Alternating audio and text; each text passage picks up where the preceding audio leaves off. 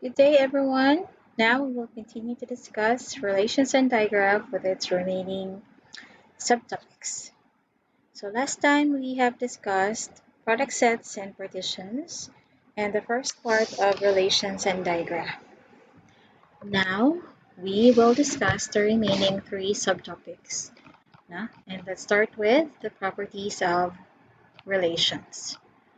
So, what are the properties of relation? If you have read in advance, natay or few ba na? Or several properties of relation. So if you take a look at these images, each is actually telling you something, no? Describing a relationship. So ato ra ni balikan later, ato sa ilailahaw yung sining mga properties. Ikadipay baka nato ni or ikasakit sa atong heart.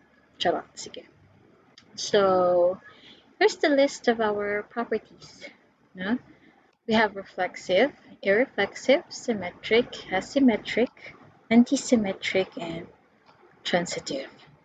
Now let's define and describe each of the properties, now starting with reflexive. So our relation R on a set A is called reflexive. If we have the ordered pair of the form A related to A or AA as an element of the relation for every element A of the set A. So to simplify the concept, dapat daw ang tanang elements ni set A is related to itself.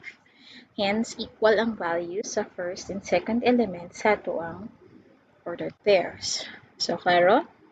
So, if we take a look at the images in the previous slide, asa kahadad to ang directly related to reflexivity. Reflexive, related to self. So, may lain din hino? So, murag mo na ni siguro. May lain. Now, let's have an example. Consider the following relations on the given set. Na? The given set has 4 elements, 1, 2, 3, and 4. And we have 6 relations. So, asa daw ani ang reflexive? So, unsa kay titanawon or timan-an if we say reflexive? So, remember the tagline, I love myself or I love me. So, ano to siya? Now, look at the given set. It only has 4 elements, 1 through 4. By definition, a relation is reflexive if the tanang elements ni A is related to itself. Meaning, makakita taog 1 related to 1 or 1, 1, 2 related to 2 or 2, 2, and so on. Now, let's examine each of the given relations. Kay R1, makakita ba ta sa elements ni A or tanang elements ni A na related sa himself? Look at the ordered pairs. Regardless of how many ordered pairs ang sulod sa relation, you only have to look for 4. 4 ordered pairs only. Kinsa na sila? Si 1, 1, si 2, 2, si 3, 3, ug si 4, 4 maora. Okay, and you can ignore all the other elements sa relations. Kaya maora man ay kinahanglan tan-awon kung hisgot taog reflexivity or reflexive. So for this problem, we only have R3 and R5 to be reflexive, since only these two relations contain the needed pairs and to form AA, or A related to A, or 1 related to 1, and so on. No? Si R3, na kay 1, 1, 2, 2, 3, 3, and 4, 4. R5, the same. 1, 2, 3, and 4. And the rest of the relations do not contain all 4 ordered pairs. Okay, so mo nang sila na duha for this problem. Okay, let's have another one. Okay, example number 2, familiar? Yes, because kining example nahatag din sa part 1 sa ato ang lecture video. So, is the given relation reflexive?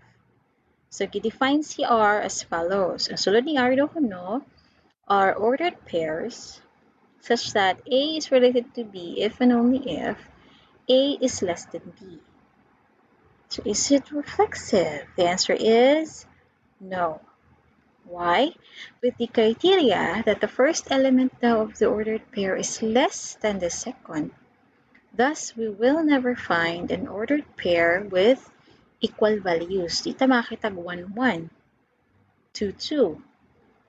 Kay less than man daw si A kay B. Ang first element mas gamay man daw value ni B. Okay? So in short, walay elements ti set A na related sa iyang kaugalingon tungod sa inequality na giset sa problem. So, the answer is no.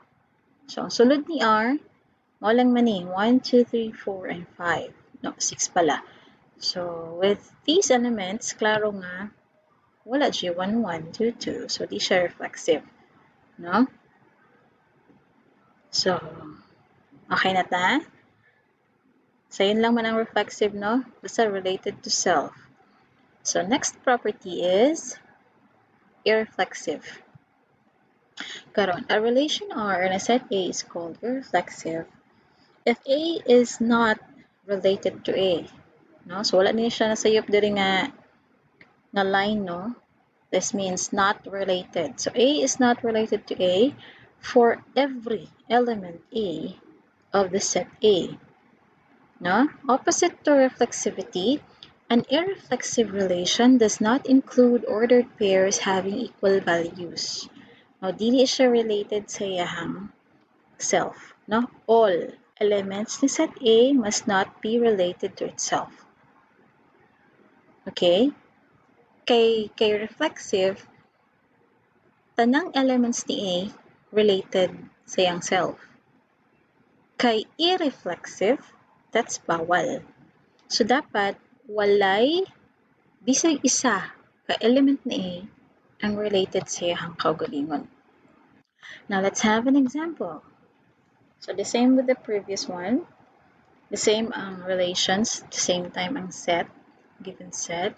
Ang pangutan na lang, asa diha ang irreflexive. Now, let's examine each relation. With the definition of irreflexive property, dapat dili ta makakita og ordered pairs na ang mga elements niya are equal, like 1, 1, 2, 2, and so on. Now, let's start with R1. R1 is not irreflexive.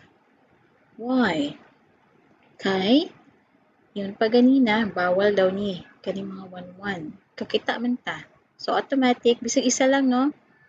Makita lang tayo isa ka pair na ginana 1, 1, 2, 2, na isa lang. That means, automatic na siya nga dili irreflexive. Kaya gi-define man nga bawal na siya for irreflexive na property. And then, how about R2? The same. Bawal man siya. So, R2 is not reflexive. The same with R3. And R5. Nakita naman yun ta. No? So, for this problem, for this property, only R4 and R6 are irreflexive. 4 and 6. Kaya wala mo tayo makita nga elements nga related sa iyang self. So, take note, dapat ang elements ni A ha, nila related sa iyang self to make it irreflexive. So, klaro. So, we only have two relations nga irreflexive. For this example, example number 2, irreflexive ba? The answer is yes. Kaya as explained kaganina, or with the given definition, na ang first element sa ordered pair is less than the second, so never ka makakita of ordered pairs ng iyang mga elements equal of value. So we can conclude that R is irreflexive. Irreflexive siya. Klaro man siya, no? So, matay makita nga 1, 1 and all. Now, let's proceed to the next property. See, symmetry or symmetric. So, a relation R on a set A is called symmetric if B is related to A whenever A is related to B. for all A and B elements of the set A. Klaro ba siya?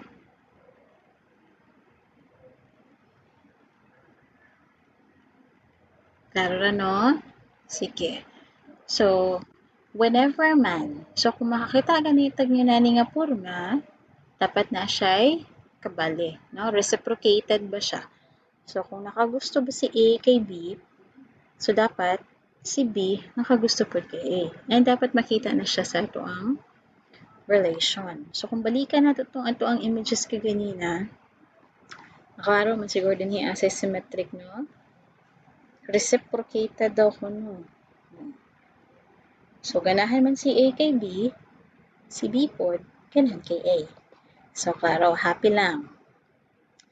Sige.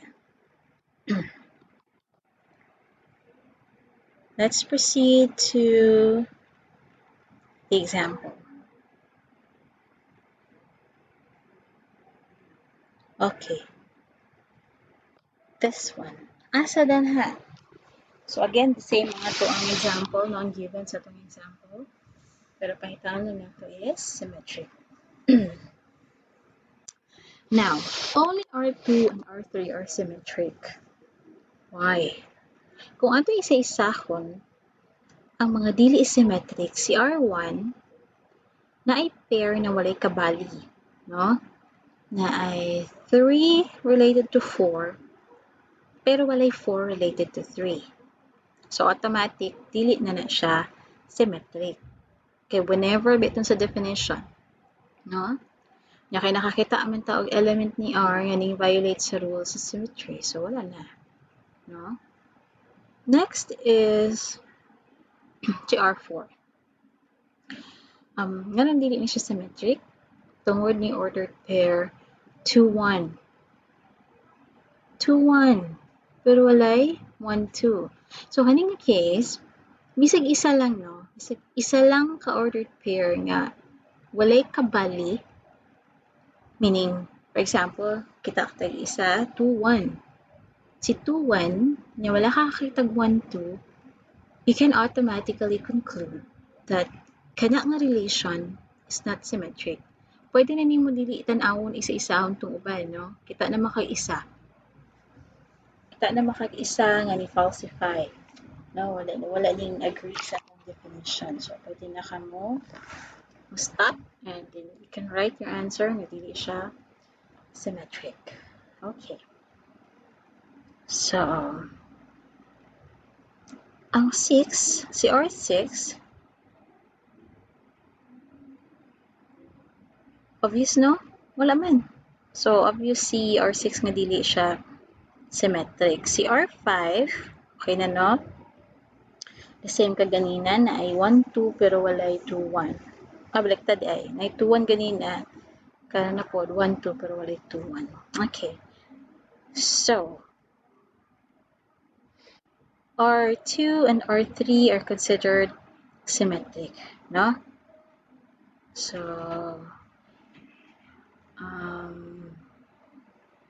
by the way, ang 1-1, kanabitang equal ang values sa first and second elements sa itong ordered pair. Kabalig hapon na siya, ha? Considered na siya as symmetric. Si 1 is mo na siya itong first ordered pair. Second ordered pair or second element sa itong ordered pair na ay 1 pod.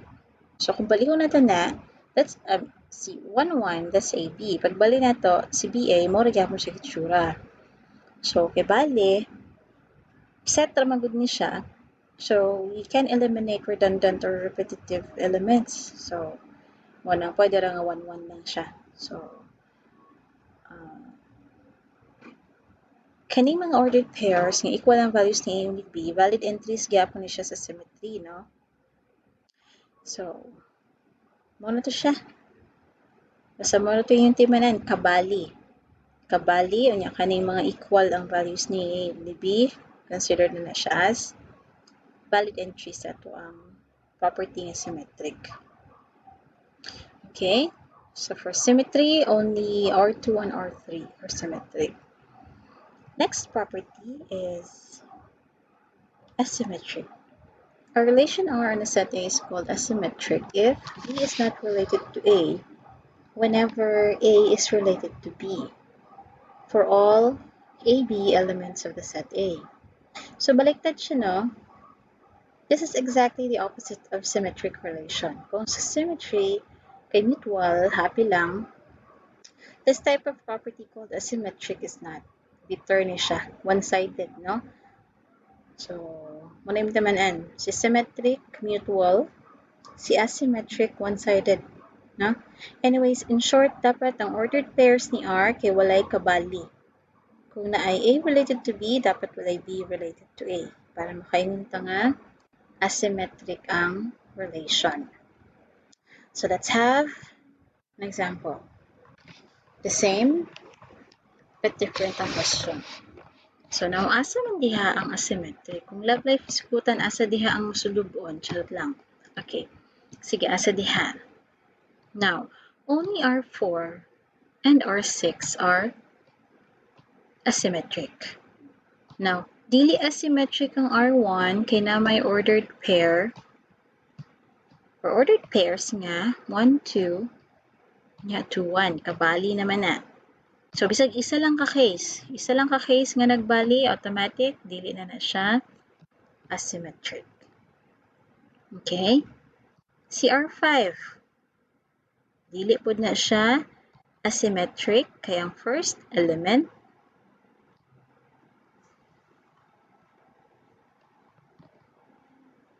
one. Bawal na siya, no? Kaya nagbali man gihapon na siya. Nag-isip kung ganina sa symmetry nga. Accepted na siya for symmetry ang equal ang values ni A ug ni B.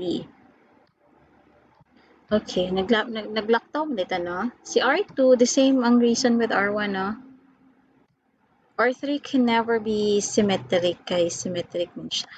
Si R3 kaganina, atong nakita nga symmetric. Karon pud makita man gid pud gihapon siya nga symmetric, no?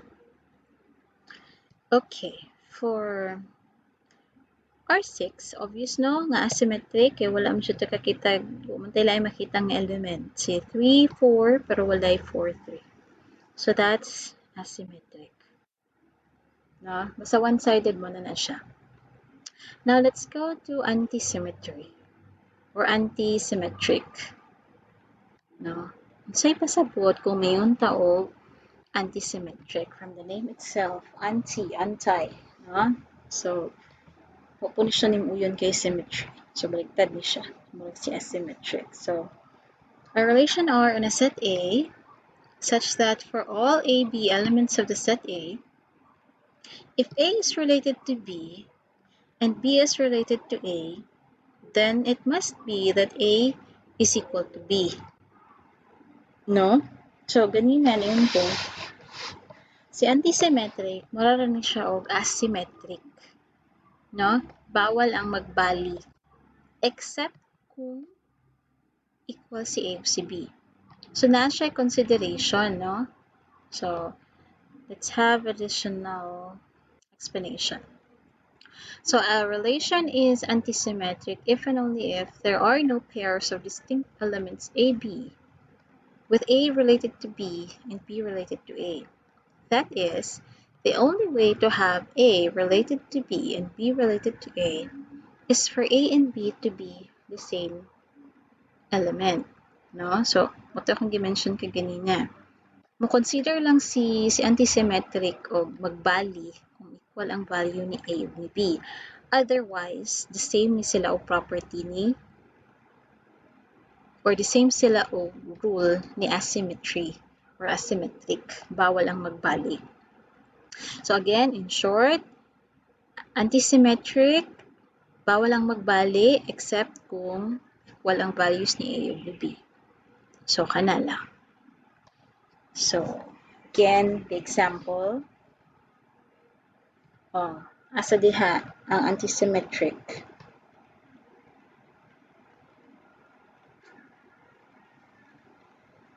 Hint. Katong mga asymmetric bitaw kaganina, are automatically considered as antisymmetric. Kay lagi, pareho man sila og property. Consider lang si antisymmetric ug equal ang values ni A ug ni B. Okay, again, asymmetric relations are automatically considered antisymmetric.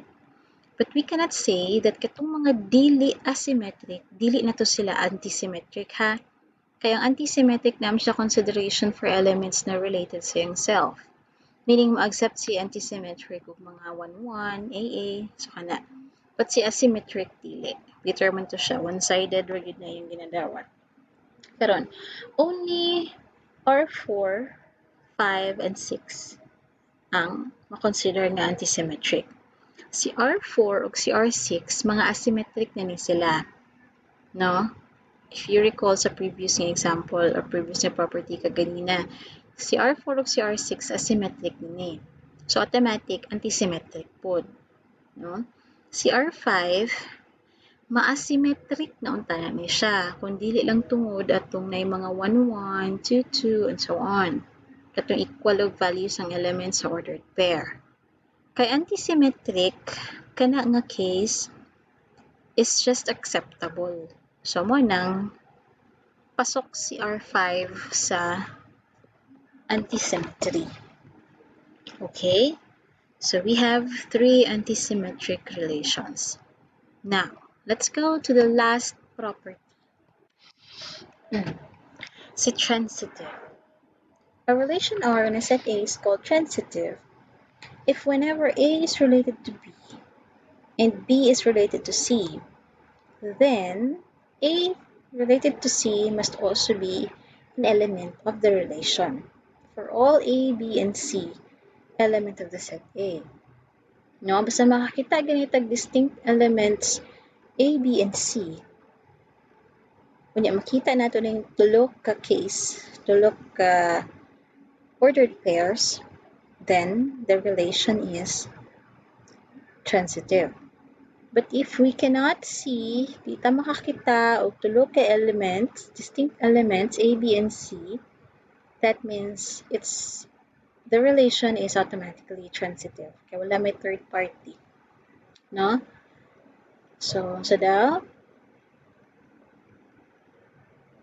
a relation, sa relation, dapat makakita tawag distinct values ni A, B, and C.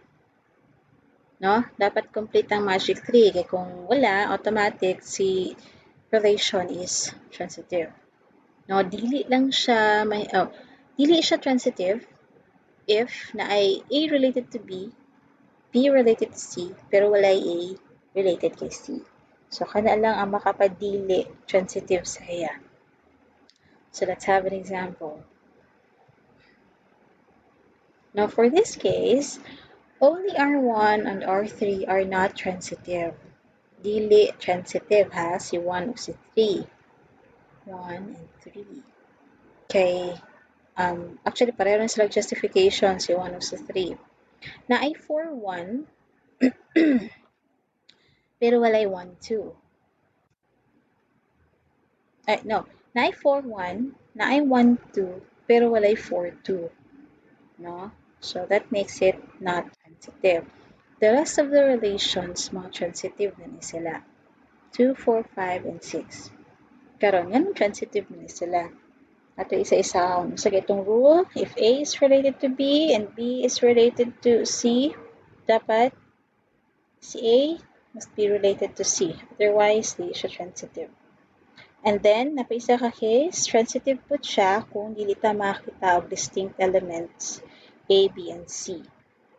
Okay, R2. Makita ba tag A, B, and C? Dili, kay nagbalik ra no, 1 og 2 ra gyud. Walay pang C, walay pang third party. So, automatic transitive si R2. How about R4?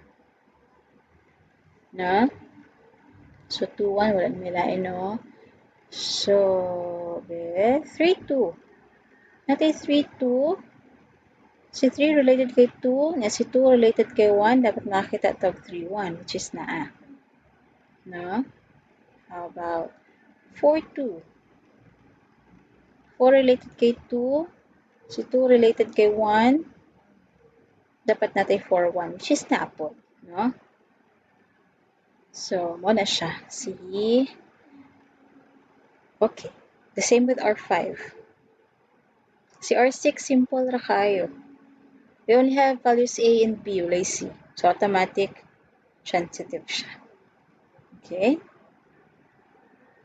So, that's it. Okay na ta sa 6 properties. So, sa ito yung mga keywords, ani, isa-isahan na to. When we say reflexive, katong na ay itong related sa self. Loving thyself, sama na siya. Irreflexive is baliktad, directly opposite ng reflexive. So, bawal ang mga elements na related sa kaugalingon.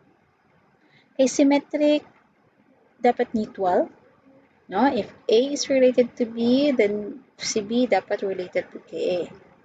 Kay asymmetric, it's directly opposite po ni symmetric. Bawal ang magbali. So, kung na A related to B, dapat dili related si B kay A. No? Siya na. Antisymmetric. Mura ra ni siya og asymmetric. The same og ruling si antisymmetric ug si asymmetric. Except that, si antisymmetric mo consider siya og katong mga elements nga related sa self. Si transitive katuning na third party, itong na itulugan ika-element, and then ay katong ang relationship ito niya, kung related si A kay B, si B kay C, dapat si A related po kay C. So, hinana. So, mo lang to. No? So, dali lang. Dali ra ba? Okay. So, if you have questions, reserve those. Reserve your questions sa ang Zoom Cloud meeting. That's probably this Friday, December 11. But we will agree on the date. I will announce soon. Actually, di man siya required, no? I am not requiring everyone to attend. Kuan lang man siya Q&A. No? Kung may clarification sa to ang topic for the chapter Relations and Digraph, then you can join the meeting. But di lang na ako i-require. Kaya basigang uban kaya ra, carry ra. No? So, kato lang na ay mga gustong i-clarify. And then, we will meet online, no? So, mag-discuss ta online. Kasut lang, no? Kung pila ra gud na ka minutes ang Zoom, no? Na meeting niya. Di lang nato ikuan. Kay basin ng uban, hinay ang connection or wala pang load or whatever. So, mualan to. Okay? I will announce soon kung kanasa ang schedule. Okay. Now, we are done with properties of relation and we are down with the two topics. Simple na kayo sila. No, ako lang siyang gisimplify. No? So, equivalence relations and partially ordered sets. So, they are simplified. No? So, ano nila ang simplified definition. So, we can say that a relation is an ER or equivalence relation kung ang properties niya kaning tulo. Reflexive, symmetric, and transitive. So, conjunction ni siya ha, and man. So, dapat kaning tulo ka properties present sa relation. Otherwise, dili na siya equivalent relation. No? So, kung dili siya reflexive, symmetric lang o transitive, di siya pwede. So, dapat kaning tulog yun. Okay? The same with partially ordered sets. Kani pong tulo ka properties dapat. No? Nag-differ lang sila sa symmetry o si anti-symmetry. No? Si equivalence relation, symmetric. Pero dili kay pose set, it's anti-symmetric. No? So, mo lang sila. Simplified na kayo siya. So, our example, I'm leaving this example as your practice exercise. Okay? We will answer this during our Zoom Cloud meeting. Or, ato na yan sila. Mag-Q&A ta. No, explain na ninyo sa ako or sa among tanan kung anong ER na siya or nganong poset na siya, nganong reflexive, nganong anti-symmetric. So, ano lang. Okay, live QA ta puhon sa ito ang Zoom Cloud meeting by Friday. No? And that's it for this chapter. relations and Digraph. If you have clarifications, now feel free to send me a message via Facebook Messenger or email or sa to ang Masaw LMS, no? Pero mas dali kung sa to na lang GC or kung maula mo sa GC, maula mo mga tanhala, PM na lang ko directly, no? Kay basin og ma-judge ta sa to ang GC, na ma-judge ato ang question. Anyways, it's okay lang man mga tana, no? So, mga tana ganita kay wata kay balo or wata ka sabot or nagdibog ta. Okay, so it's okay to ask questions. So, for the chapter activity, I will be posting it soon sa ato ang LMS. So, mao lang to siya, no? Chapter activity basin this week or next week. Anyways, I will be announcing din naman po sa page sa GC. So, that's it. Thank you and keep safe, everyone.